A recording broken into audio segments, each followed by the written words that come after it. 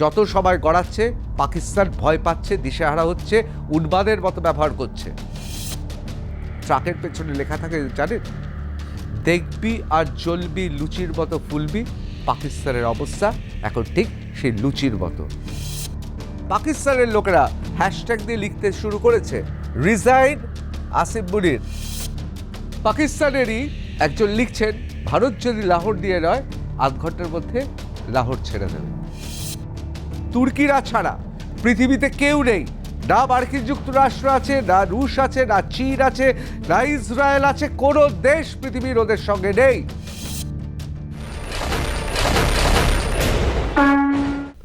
নমস্কার, আমি ঋতব্রত ভট্টাচার্য, শুরু করছি রণক্ষেত্র। অনেকে বলছেন ইসলামী এই সমস্ত জঙ্গিরা জানোয়ারেরও অধম। আমি বলি এসব জঙ্গিদের জানোয়ারের সঙ্গে তুলনা করবেন না। তার কারণ জানোয়াররা তাদের প্রাকৃতিক নিয়মে তারা চলে, তারা সাধারণত ক্ষতি করে না। কিন্তু আধা উন্মাদ, বিপদগ্রস্ত এবং এই মুহূর্তে কখনো কখনো হতাশ এই সমস্ত মানুষগুলো গোটা পাকিস্তানকে দিশেহারা করে দিয়েছে। কেন বলছি? তার কারণ তাদের ডিফেন্স মিনিস্টার থেকে শুরু করে পাকিস্তানের দূতাবাসের কর্মী কেউ এখন সুস্থ নেই।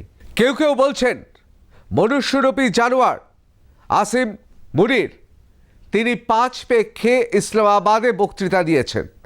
জানি না 2 পেগ, 3 পেগ না 5 পেগ, কিন্তু এটা ঠিক কথা। লোকে বলছেন তিনি এই মুহূর্তে প্রকৃতস্থ নয়। আমরা বলছি না, খোদ পাকিস্তানের লোকেরা বলছে। আসলে গোটা পাকিস্তান এখন দিশেহারা, শুধুমাত্র বলে যাচ্ছে যে দুটি দেশই পরমাণু শক্তি। কেন বলছে বারবার জানেন? একজন পাকিস্তানের বিখ্যাত ক্রিকেটার তিনি ধারাভাষ্য দেওয়ার সময় বলছিলেন, আপনাদের অনেকের মনে থাকবে, যে দুটো পরমাণু শক্তিধর দেশের খেলা হচ্ছে। ভাবুন, একটা ক্রিকেট ম্যাচ চলছে, ভারত পাকিস্তান ম্যাচ চলছে, বলছে দুটো পরমাণু শক্তিধর দেশের ম্যাচ চলছে। কেন কেন বারবার পরমাণু শক্তি বলছে? কেন এক্স হ্যান্ডেল, যেটা ব্যান, অর্থাৎ পাকিস্তানে ব্যান, নিষিদ্ধ, সেই এক্স হ্যান্ডেলে পাকিস্তানের সরকার তারা বাইরে থেকে এক্স হ্যান্ডেলে লেখাচ্ছে দুটো পরমাণু শক্তিধর দেশের লড়াই হবে, কি জানি না কি হবে। কেন বলছে? আসলে গোটা পৃথিবীকে দিশেহারা করতে চাইছে। আজকে আমরা সেটাই দেখব, কতটা পাকিস্তান দিশেহারা। স্কাই নিউজে ইন্টারভিউতে, অর্থাৎ সাক্ষাৎকারে, পাকিস্তানের ডিফেন্স মিনিস্টার খাওয়াজা আসিফ তিনি পরিষ্কার এমন কতগুলো কথা বলেছেন যে আসলে পাকিস্তানের স্টেট অফ মাইন্ড, অর্থাৎ মনের অবস্থা কি, সেটা স্পষ্ট হয়ে গেছে। কি বলছেন? পাকিস্তানি মিনিস্টার, অর্থাৎ পাকিস্তানি ডিফেন্স মিনিস্টার খাওয়াজা আসিফ, তিনি বলছেন, if India launches an all out attack there will be all out war. কেন এই কথা বলছেন? ভাবছেন এটা তো ঠিক, তুমি যদি আমার সঙ্গে লড়াই করো, অল আউটে খেলো, আমি অল আউটে খেলবো। কিন্তু এখানে কি বোঝাতে চাইছে? এখানে বোঝাতে চাইছে যে ভারত যদি পুরোপুরি যুদ্ধে নেমে যায়, আমাদের আক্রমণ করে, আমরা অল আউট খেলবো, অর্থাৎ আমরা পরমাণু শক্তি ব্যবহার করব। কেন বলছে? তার কারণ এখন পাকিস্তান চাইছে যে গোটা পৃথিবীতে এমন একটা বাতাবরণ তৈরি করতে, এমন ত্রাস তৈরি করতে, যাতে তাকে বলা হয় না বাবা, লড়াই করতে হবে না, ভারতকে আমরা বোঝাচ্ছি। তার কারণ ইতিমধ্যেই পাকিস্তান বুঝে গিয়েছে, রুশ থেকে শুরু করে, মার্কিন থেকে শুরু করে, ইসরায়েল থেকে শুরু করে, সৌদি আরবিয়া থেকে শুরু করে, পৃথিবীর কোনো দেশ একমাত্র ওই তুর্কি ছাড়া কেউ পাকিস্তানের পাশে নেই। এমনকি চীনও কিছু বলবে না। তার কারণ চীনের সঙ্গে ট্রেড ওয়ার চলছে, অর্থাৎ বাণিজ্য যুদ্ধ চলছে। তার কারণ ট্রেড ট্যারিফ। দেখেন না পাড়াতে, আসলে আদতে ভীতু, পাড়ায় অনেক ছেলে রয়েছে, তখন বলছে আমাকে ধরিস না, আমি মারবো, যাতে লোকে এসে ধরে। ঠিক পাকিস্তান এই বালখিল্য আচরণ করছে। তার কারণ জানে এবার সন্ত্রাসবাদকে সমূলে নিপাত করতে এবং সন্ত্রাসবাদকে পুরোপুরি শেষ করতে ভারত বদ্ধপরিকর। আমি আগে বারবার বলেছি, এখনও বলছি, এখন ভাববেন না যে কোন জঙ্গি সংগঠন করেছে। তার কারণ পাকিস্তান আর্মি হচ্ছে জঙ্গি সংগঠন। ওরা প্রত্যেকে ইসলামী জঙ্গিবাদে বিশ্বাস করে এবং ইউনিফর্মে রয়েছেন। সুতরাং এটা দেশের সেনাবাহিনী নয়, একটা ইসলামী মৌলবাদী সেনাবাহিনী। এবার ভারত যদি আক্রমণ সারায় তাদের পালাবার পথ থাকবে না। একই জিনিস হয়েছে 1965 সালে। বাড়তে বাড়তে আমাদের লাহোর দখল করে নেওয়া উচিত ছিল, আমরা ছেড়ে দিয়েছি। 1971 সালে ইয়াহিয়া খানের কার্যত প্যান্ট খুলে দেওয়া হয়েছিল, আমরা ভদ্রতা করে ছেড়ে দিয়েছি। কারগিলে রাতের বেলায় চোরের মতো কাপুরুষের মতো উঠে গিয়েছিল, তারপর আমরা কি করেছি? এমন পিটিয়েছি যে ওরা ওদের নিজের সহযোদ্ধার মরদেহ ফেলে পালিয়ে গিয়েছিল। দেশটার নাম ভারতবর্ষ, সৌজন্য বিশ্বাস করে, সেই জন্য আমরা পাঠিয়ে দিয়েছি ওদের মরদেহ। কিন্তু এইবার আর রক্ষা নেই। অনেকে বলেন বালাকটে, আমাদের উচিত ছিল বালাকটে শুধুমাত্র জঙ্গিদের নিকেশ করা নয়, আমাদের উচিত ছিল আর্মিকে শেষ করা, তাহলে আজকে সাহস পেত না। অনেকে বলেন কেন জঙ্গিদের শেষ করার পর পাকিস্তান আর্মি যখন গুলি চালালো তারপর কেন আর এগুলো না ভারত? এগুলো না, তার কারণ ভারত একটা দর্শনে বিশ্বাস করে। ভারত এতদিন পর্যন্ত পাক মিলিটারি বা পাকিস্তানের মানুষকে এতদিন সৌজন্য দেখিয়েছে, এবার আর সৌজন্য নয়। আপনারা খুব পরিষ্কার জানেন যে এই মুহূর্তে লড়াই যদি হয় তাহলে পাকিস্তান নোভ্যার হয়ে যাবে এবং পাকিস্তানের আর্থিক অবস্থা ধীরে ধীরে খারাপ হচ্ছে। অনেকে এই প্রশ্ন করেন, অনেকে ভাবেন যে কেন আমরা পাকিস্তানকে আক্রমণ করি না। কারণ আমাদের দরকার নেই। তার কারণ পাকিস্তানকে আমরা কখনোই ভারতের ভেতরে আর আনতে চাই না। ডাস্টবিন মানুষ চায় বাড়ির বাইরে সিঁড়িতে থাকুক, আমরা কখনোই চাই না পাকিস্তানের ভূখণ্ড। কিন্তু এবার যেহেতু বাড়াবাড়ি করেছে, অনেক সৌজন্য দেখানো হয়েছে এবং নেহেরুর সময়ের এখন জিওপলিটিক্স চলছে না। রাশিয়া ইউক্রেন আক্রমণ করেছে, 18 থেকে 20% জমি ছাড়তে চাইছে না। কেন চাইছে না? কেউ কিছু বলছে? রাষ্ট্রসংঘ থেকে কেউ কিছু বলছে? বিউ বিউ করে কেউ বলছে, কিন্তু আদতে কেউ বলছে না। ইসরায়েল হামাসকে এমন বার মেরেছে, গাজা পুরো ভেঙে মাটির সঙ্গে মিশিয়ে দিয়েছে। কে কি বলছে? বিউ বিউ করছে। প্যালেস্তাইনা বা ফিলিস্তিনিরা গোটা পৃথিবী জুড়ে এখন কৌটো নিয়ে প্রচার করছে।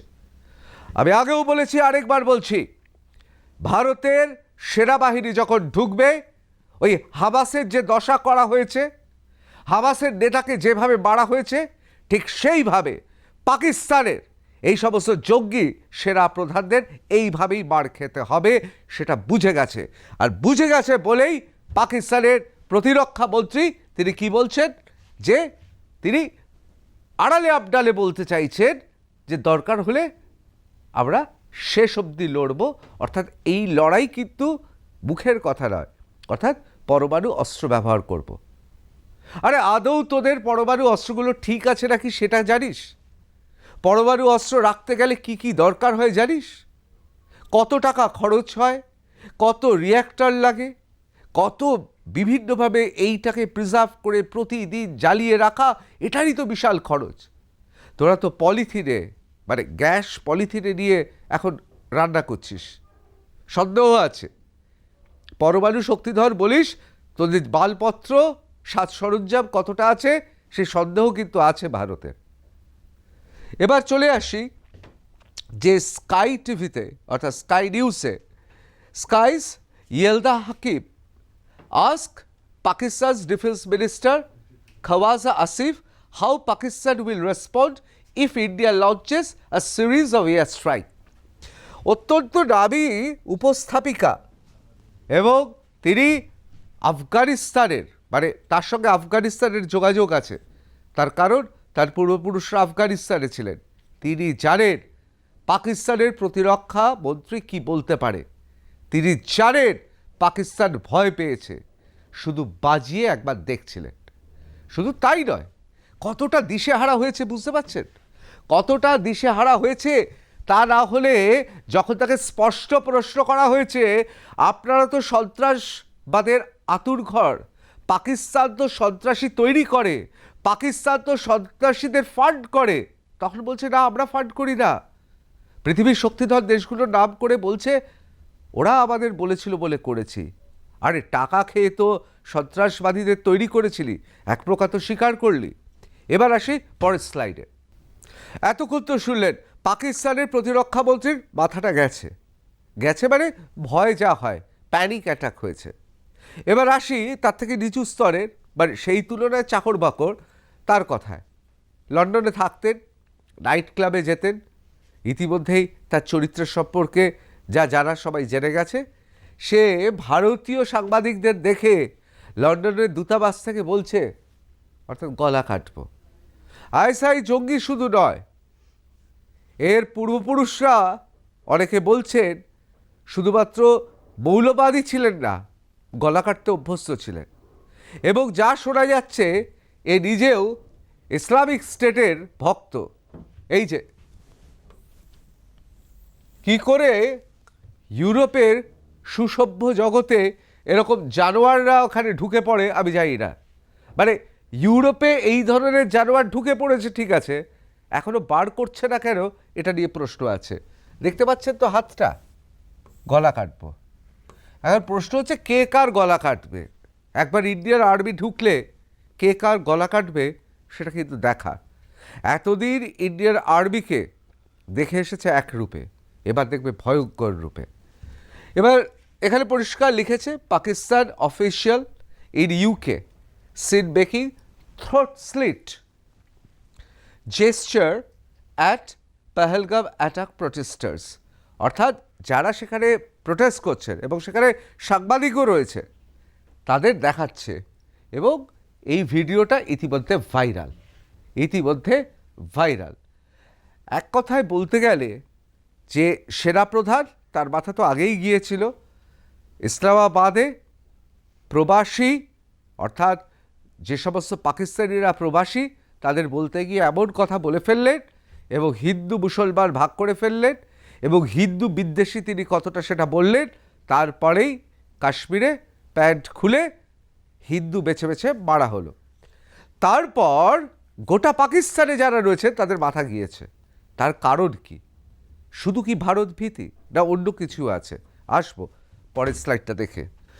আসলে আসিফ মুনির যে কথা বলেছেন, পাকিস্তানের মানুষ খুব আনন্দিত হয়েছে। পাকিস্তানের অভ্যন্তরে তাকে কি জয়ের মালা পরানো হয়েছে?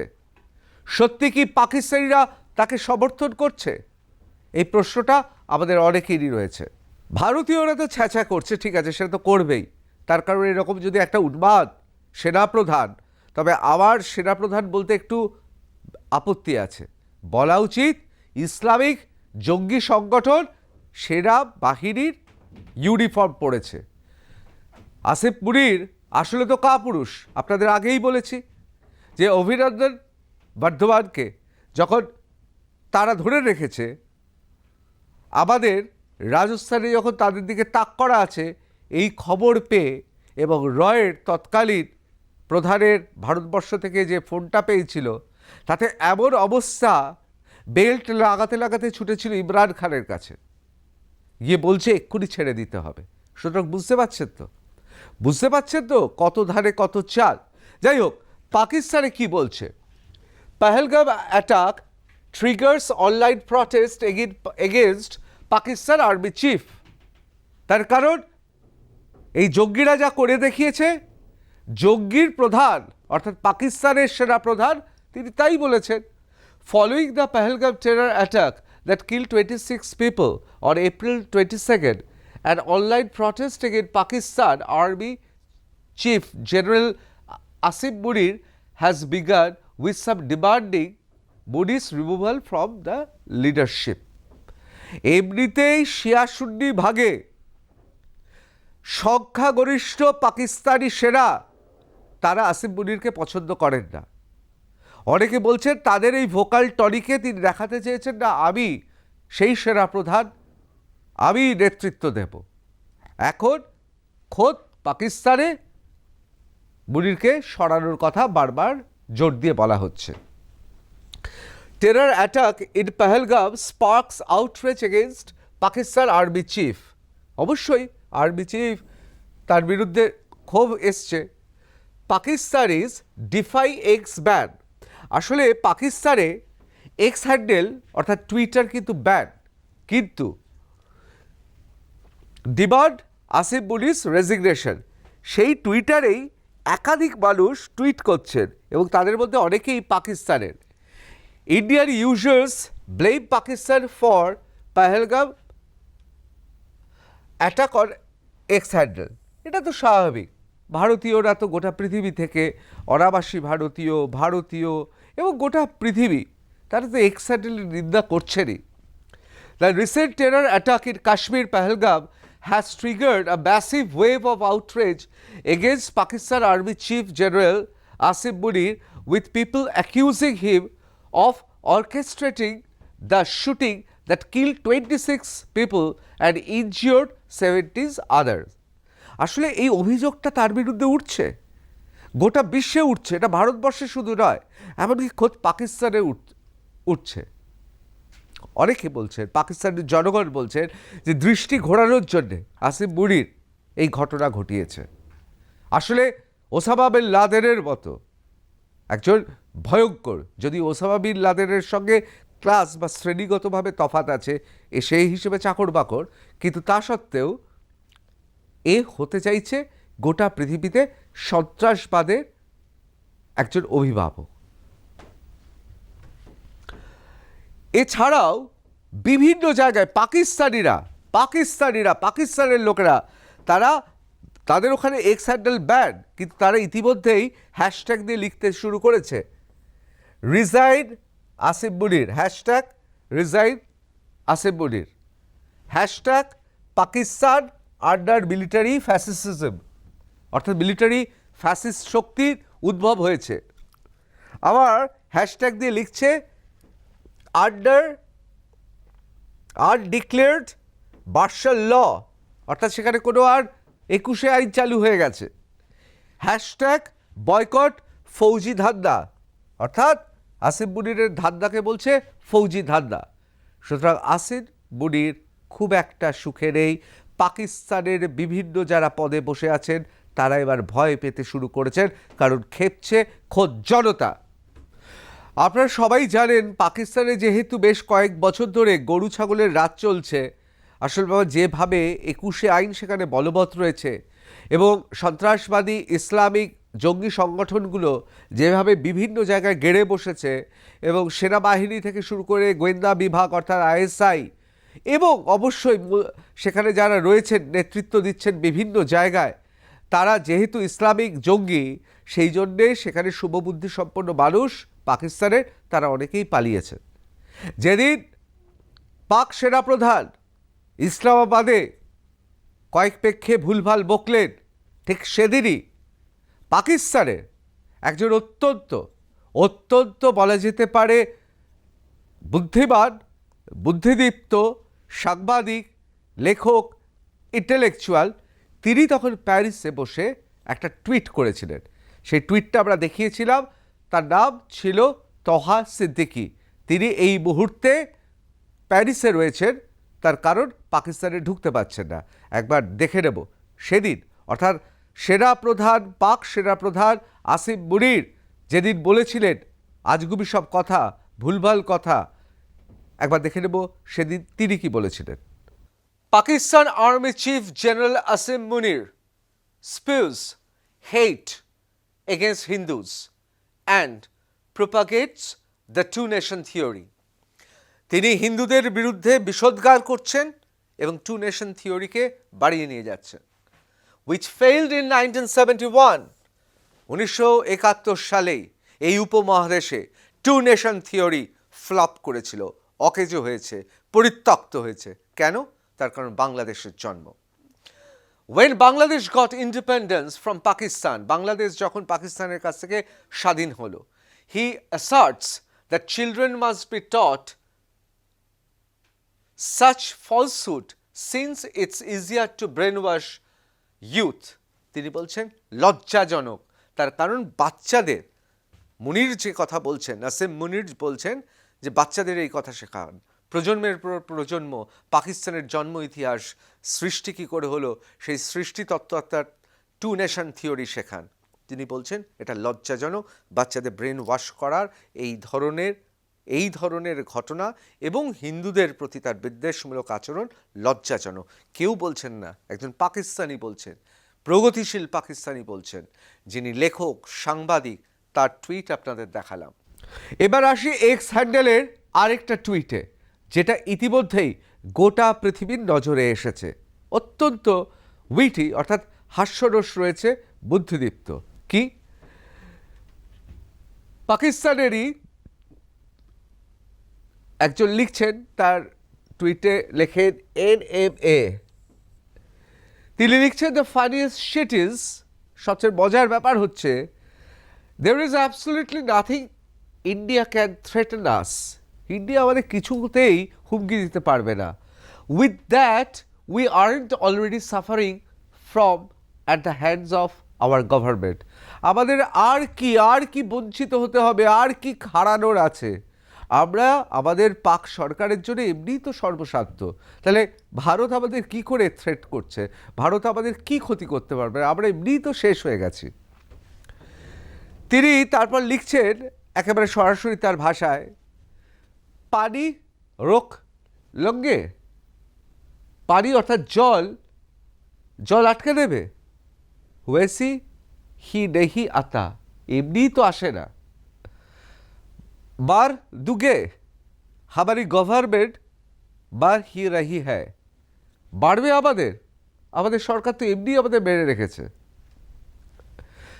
লাহোর লেলুগে, লাহোর নিয়ে নেবেন, ले लो, आधी घंटा बाद खुद वापस कर जाएगा। অর্থাৎ ভারত যদি লাহোর দিয়ে নয়, আধ ঘন্টার মধ্যে লাহোর ছেড়ে দেবে। কেন ছেড়ে দেবে? তার কারণ, যে কথা আপনাদের শুরুতে বলছিলাম, যে এমন অবস্থা, এমন আবর্জনা হয়ে রয়েছে, মনে হচ্ছে ডাস্টবিন। আসলে এই মুহূর্তে পাকিস্তান হচ্ছে শেয়ারা পাগলের মতো ব্যবহার করছে, যারে সরাসরি যুদ্ধে ফ্রন্টাল কোয়ালিশনে পারবে না, মানে কোনোভাবেই পারবে না, না সোজাসুজি না এদিকে, কোনোভাবেই পারবে না। তাহলে গোটা বিশ্বকে বলো, যেহেতু কেউ সামলাচ্ছে না, আমি আবার বলছি, সে পাড়ার ছেলে এমনি ভয় পাচ্ছিল যে এই পাড়ার লোকজন চলে এলো, সে বলে আমি মারবো, আমাকে ধর, আসলে চাইছে আমাকে ধর, দেখাতে চাইছে, ঠিক সেরকম পাকিস্তান চাইছে গোটা পৃথিবী যেন ভারতকে বলে না তুমি যেও না, ওর কাছেও পরমাণু শক্তি আছে, তোমার কাছেও আছে, তো ইসরায়েলও তো পরমাণু শক্তিধর, তাই বলে কি কেউ আটকেছে তাকে? হামাসকে বেড়ে গাজা একেবারে মাটির সঙ্গে মিশিয়ে দিয়েছে। রুশ ইউক্রেন লড়াই হচ্ছে, সবাই তো জানে রুশ দেশের কি ক্ষমতা, পারমাণবিক শক্তি কীরকম আছে। কেউ না করেছে, কেউ কিছু বলেছে? সুতরাং এটাকে রটিয়ে এমন একটা করছে যাতে ভারতের ওপর চাপ সৃষ্টি করা হয়। তার কারণ তুর্কিরা ছাড়া পৃথিবীতে কেউ নেই, না মার্কিন যুক্তরাষ্ট্র আছে, না রুশ আছে, না চীন আছে, না ইসরায়েল আছে, কোনো দেশ পৃথিবীর ওদের সঙ্গে নেই। বাংলাদেশ থাকলো কি থাকলো না তাতে কিছু এসে যায় এটা, কিন্তু পৃথিবীর কোনো দেশ নেই। এবং খুব পরিষ্কারভাবে জানে পাকিস্তান, এবার গোটা পৃথিবী দেখবে পাকিস্তানের অবস্থা পুরো গাজা স্ট্রিপ করে দেবে। অনেকে ভাবছেন বাংলাদেশের কেউ রাচ্ছে পাকিস্তান আক্রমণ করুন, আমরাও তো আছি। আরে দেশটার নাম ভারতবর্ষ। 1971 সালে একেবারে দু টুকরো করে দিয়েছিল পূর্ব আর পশ্চিম। ইসরায়েলকে দেখেছেন, এদিকে লড়ছে ওদিকে লড়ছে, আমাদের এনিমি তো চারিদিকে আছে, সেখানে কোন জায়গা থেকে লড়ছে গুরুত্বপূর্ণ নয়। পৃথিবীর ইসলাম জঙ্গিবাদকে আমরা এক দৃষ্টিতে দেখছি। সুতরাং আপনাদের একটা কথা বলে রাখি, যত সবাই গড়াচ্ছে, পাকিস্তান ভয় পাচ্ছে, দিশেহারা হচ্ছে, উন্মাদের মতো ব্যবহার করছে।